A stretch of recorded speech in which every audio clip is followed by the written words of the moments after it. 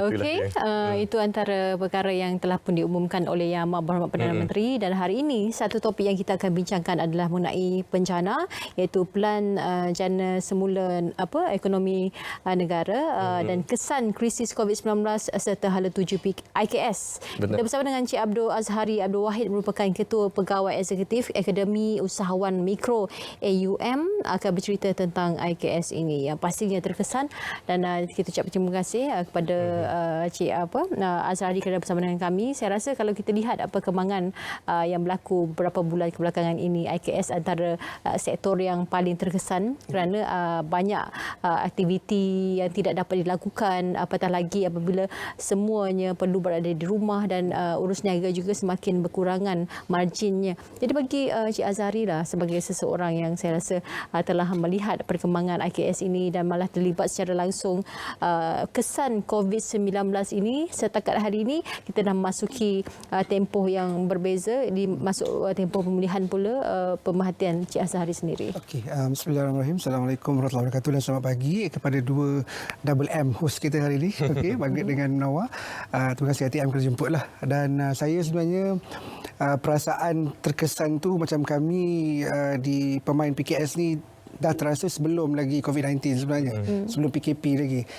Dan kesan utamanya daripada kata orang ekonomi agak slow sebelum PKP, dan datangnya COVID-19 ni secara jujur tak ada siapa yang boleh jangkakan kesan dia. Daripada multinational company sampailah ke PKS dan juga usahawan mikro yang berada di jalan contohnya. Jadi kesan dia memang sangat kata orang kuat, terutama dari segi cash flow, dari segi aliran tunai. Sebab bila kita dah tutup, tak ada jualan, jadi hasil kutipan jualan tu tak ada. So, bila tak ada kutipan jualan, maka secara tak langsung semua yang terlibat akan terkesan. Sewa, bayar gaji staff, ataupun nak bayar supplier, hutang dan sebagainya. Dan saya banyak juga highlight dalam temu ramai yang sebelum ni tentang pentingnya cash flow yang kita perlu jaga, dan juga apa baki yang ada dalam akaun.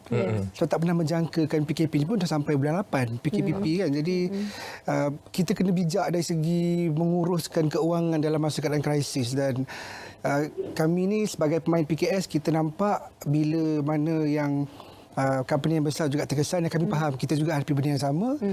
Yang saya selalu bagi tahu pada kawan-kawan, kita ni sebenarnya kesan ni sama, skala aja yang beza. Ada orang hilang bilion, ada orang hilang ratusan juta, ada orang juta, ada hilang ratusan ribu, dan mungkin hanya puluhan ringgit atau ratusan ringgit. Jadi itulah yang terkesanlah pada semua PKS sekarang ni. Jadi tempoh Perintah Kawalan Pergerakan kita sedia maklum merupakan tempoh yang sangat mencabar, bukan saja untuk ekonomi negara kita, tetapi kesan secara langsung kepada IKS. Dan tadi Tuan dah menceritakan mengenai kesan kepada IKS akibat impak COVID-19 ini, dan juga bagaimana inisiatif-inisiatif kerajaan bermula daripada pakej prihatin tambahan, dan kesinambungannya terus kepada penjana baru-baru ini dapat memperkasakan golongan IKS ini. Ya, saya memang bersyukur bila dapat dengar pengumuman daripada Yang Amat Berhormat Perdana Menteri, daripada mula prihatin sampailah yang terkini ini penjana. Sebab saya nampak sudut pandang kerajaan lebih komprehensif. Maksudnya pelbagai sudut. Dia cuba nak bantu dalam banyak sudut. Dari segi upah gaji, dari segi bantuan keuangan loan, geran lagi macam JKP, ramai happy 2 hari lepas dapat JKP kan. So dari segi pendigitalan.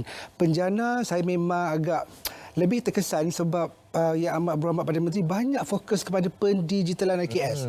Dan hikmahnya COVID-19 ni, kalau tengok daripada prihatin sampailah sekarang, kita ada dua angle. Satu angle pembeli, satu angle penjual, usahawan. Kedua-duanya dah peka digital. Pembeli dah boleh beli Foodpanda ke apa dan sebagainya. Penjual juga dah boleh tahu nak belajar, nak masuk e-commerce, nak mendigitalkan operasi. Jadi hasil daripada pengumuman yang dinyatakan oleh Yang Amat Perdana Menteri, jika benar usahawan dipandai ambil peluang tu dan tahu maklumat dia, sepatutnya kalau tidak bantu 100% pun membantu untuk kelangsungan perniagaan.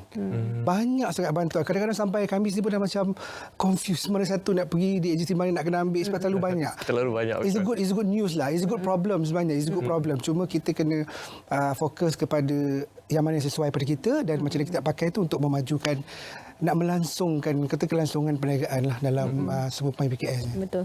Cuma apabila berhadapan dengan situasi ini, kerana ini bukanlah perkara yang kita boleh jangka. Betul. Malah sepanjang hidup kita mungkin tidak terbayang kita akan berhadapan dengan situasi ini. Yep. Apabila berlakunya sesuatu yang tidak dijangka seperti ini, kita dapat lihat ramai yang telah berhadapan dengan situasi, ada yang kena berhenti kerja, syarikat-syarikat pun kena gulung tikar. Yep. Jadi perkara itu sebenarnya menjejaskan masa jangka panjang lah. Okey. Sebab kita lihat ada yang bekerja itu bukan saja untuk dirinya saja tetapi untuk keluarga. Yang syarikat pun operasinya bukan saja untuk syarikat tetapi untuk pekerjanya, majikannya. Jadi bagaimana nak memastikan supaya kita dapat terus berdaya saing selepas ini, bangkit kembali, kerana PKS saya rasa mereka sebenarnya adalah terdiri daripada mereka, orang-orang yang kreatif. Ya, ada buah fikiran yang di luar kotak. Ya. Cik Azhari. Itulah memang tak dinafikan benda ni bila terkesan dengan aliran tunai tadi, terkesan dengan operasi perniagaan dan secara tak langsung akan terkesan dengan pekerja dan pekerjaan. Dan kita pun faham kalau ikut statistik yang baru pun pengangguran memang sangat tinggi sekarang ni. Dan kadang-kadang bila kita fikir ni, kami sebagai majikan, sebagai usahawan, sebagai PKS, selagi boleh kita nak kekalkan pekerja kita. Tapi bila sampai ke satu tahap macam kita tak boleh lagi nak kata orang nak bergerak, nak ke hadapan. Jadi kadang-kadang keputusan tu agak pahit tapi kita terpaksa buat. Cuma yang pentingnya, bagusnya apa yang dilancarkan oleh Amat Perdana Menteri dan kerajaan adalah banyak inisiatif lain yang boleh bantu penganggur. Latihan diberikan kepada majikan yang mungkin nak ambil penganggur. Mungkin dulu pekerja yang kena buang tu mungkin pekerjaan dia lain, tapi bila dipanggil untuk pekerjaan lain, keterbukaan minda bekas pekerja ni yang telah dibuang penganggur ni kena lebih open mind untuk ada dua aspek. Satu, bekerja balik dengan syarikat lain dengan tugasan yang berbeza. Yang keduanya, kena intai peluang gig ekonomi. Macam jadi rider, jadi personal shopper. So benda-benda macam ni memang kita dulu ada tapi kurang. Sekarang ni dah merata-rata kita nampak kan. Jadi saya minta lah pada pekerja yang terkesan, saya faham, saya sebagai majikan juga faham. Dan saya terlibat juga, saya ada company di KLI 2 yang terkesan lebih awal daripada orang lain. Sebelum orang lain kena, kita orang kena dulu. Jadi bila kita menghadapi situasi itu, saya selalu bagi kepada tim saya, kita kena yakin bahawa benda ujian Allah bagi dan kami terpaksa telan sebagai majikan dan pekerja juga terpaksa telan sebagai pekerja. Jadi selagi boleh kita kekalkanlah seboleh yang mungkin. Dan majikan juga kena peka dari segi memberi peluang kepada diorang lah untuk kena switch mind diorang sebelum diberhentikan supaya jangan pilih sangat kerja, ambillah apa yang ada, gig ekonomi juga ada, sekurang-kurangnya pendapatan masih terjamin untuk keluarga mereka lah. Saya ingin menyentuh kembali mengenai aspek digitalisasi tadi. Kita sedia maklum secara umumnya COVID-19 yang melanda negara kita, melanda dunia ketika ini telah mengubah cara ekonomi kita bergerak. Jadi kita seperti mana yang diumumkan Yang Amat Perdana Menteri baru-baru ini, kerajaan menggesa untuk para IKS ini untuk berubah dan memanfaatkan platform-platform digital ini untuk memperluaskan rangkaian perniagaan mereka bukan saja di peringkat tempatan tapi juga di peringkat antarabangsa. Jadi pandangan tuan, bagaimana kesiapsiadaan golongan IKS negara kita untuk berubah lebih kompetitif, lebih moden dalam arus globalisasi ini? Alright. Saya sebenarnya saya dan juga pasukan saya dalam Akademi Usaha Mikro, kami bersyukur sebenarnya datangnya PKP dan COVID-19 sebab dia secara tak langsung memaksa untuk IKS ni terpaksa peka digital. Mereka terpaksa belajar. Jadi bila dah tak ada apa nak buat, mereka terpaksa pergi Zoom belajar contohnya, ataupun dah mula kenal e-commerce tu apa, macam mana nak letak dalam marketplaces yang lain. So bila datang COVID-19 ni, kesan peka digital tu sangat tinggi dan kami di Akademi Usaha Mikro bersyukur keadaan tu supaya mereka lebih tahu apa lagi peluang-peluang yang ada, pasar yang lagi besar di peringkat cross border, rentas sempadan untuk menjual produk ataupun perkhidmatan mereka. Dan bila jadi macam ni, kadang-kadang manusia ni tuan, kita kena dipaksa baru kita akan mula rasa peka untuk belajar. Dan saya doakanlah, saya harapkan daripada kerajaan maupun di peringkat PKS ni pun budaya digital tu kena kekal. Dan kami di akademi kita lancarkan hashtag baru, Digital is Now. Digital is Now. Kalau saya selalu beritahu pada semua alumni akademi, kalau kita tak berubah ke arah digital disebabkan oleh COVID-19, bila lagi kita nak berubah? Alright, so ini ada peluang yang baik untuk kita kenal, belajar. Banyak program kerajaan buat, peringkat swasta pun ramai juga yang buat. Jadi ambil peluang belajar dan kata orang mulakan dengan yang mudah dulu. Semudah jual di Facebook Marketplace contoh dia, ataupun mungkin boleh promote dekat Facebook personal dan sebagainya, dan at least boleh bantu untuk memulakan pendigitalan perniagaan. Banyak pembaruan sebenarnya berlaku apabila kita berhadapan dengan situasi ini. Kita mungkin tidak pernah kenal apa itu digitalisasi dengan perniagaan yang agak asing bagi mereka yang terlibat dalam PKS khususnya. Kerana PKS kita tahu kebanyakannya adalah mereka yang berada di luar bandar. Malah ada yang terjejas itu adalah golongan suri rumah dan sebagainya. Jadi dengan perniagaan kecil-kecilan. Jadi bagi Cik Azhari lah untuk memastikan supaya pada masa akan datang kalau berlaku lagi perkara sebegini, kita harapkan tidak, tetapi kalau berlaku lagi maksudnya persediaan kita ke arah itu sudah ada. Kita sudah berhadapan dengannya sekarang.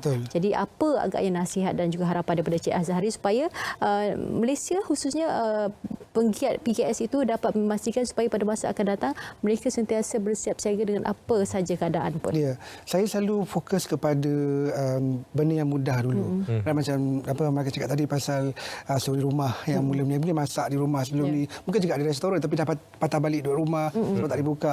Jadi kita cari benda-benda yang mudah supaya kita boleh belajar dua aspek yang utama. Pertama dari segi kita guna istilah frontliner dengan backliner. Frontliner ni e-commerce dia, penjualannya, marketplaces dia di mana nak menjual. Backliner ni operasi dia pula. Contoh CRM, database management, jadi HRM, human resource management. Benda-benda yang menjaga operasi juga perlu dipelajari supaya kita ada dua angle yang kata orang lengkap. Di hadapan juga kita boleh cover, di belakang juga kita boleh cover. It will take some time untuk orang belajar dan saya pun faham terutama di kawasan desa, mungkin golongan-golongan B40 yang mungkin baru. Jadi pendekatan kami di akademi pun kita macam kami buat kelas virtual contohnya setiap hari Rabu dengan hari Sabtu. Kita fokus pada benda yang mudah, belajar di marketplaces, di Carousel, di Mudah.my supaya dia mulakan dulu. Yang penting adalah langkah kena mula dulu. Sebab kalau kita patah balik ke belakang, saya rasa memang macam you kata kita pun tak nak berulang lagi benda ni kan. Kalau kita patah balik ke konvensional, tak ada salahnya. Tapi rugilah. Peluang digital ni sangat besar. Kerajaan dah lancar macam-macam inisiatif dekat penjana, even dalam prihatin dulu pun dengan bantuan kewangan, bantuan bantuan dana dan sebagainya, di MDEC menjalankan program, geran dan sebagainya. Ambillah peluang ni dan jangan patah balik. Itu saya minta. Orang kita ni dah lupa, jadi move on. Jangan lupa dan pandang ke hadapan. Pandang ke hadapan. Cantik perbincangan kita tadi. Baik, terima kasih Cik Abdul Azhari Abdul Wahid, Ketua Pegawai Eksekutif Akademi Usahawan Mikro AUM yang bersama dengan kami hari ini. Semoga PKS kita akan dapat terus berdaya tahan dan berdaya saing untuk masa yang akan datang, walaupun apa saja halangan yang menimpa, kita pasti menang. Okey. InsyaAllah. Menawar kita nak ke Pulau Pinang. utara pula ya. Kita akan bersama dengan rakan kita dari Taman Belia Pulau Pinang iaitu Abdullah Mahyudin di sana dengan laporannya. Silakan.